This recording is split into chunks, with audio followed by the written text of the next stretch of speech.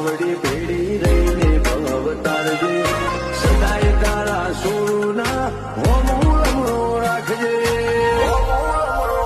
હે બીજે જાવું ના પડે જો તું બેઠી હોય હાજર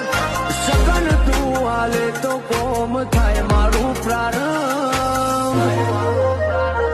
તને પૂછી ડગલું ભરું મારી ચહેર મારો ચહેર માવડી ભેડી રહીને ભવ તારજે સદાય તારા સોના હોમો રાખજે હે બીજે જાવું ના પડે જો તું બેઠી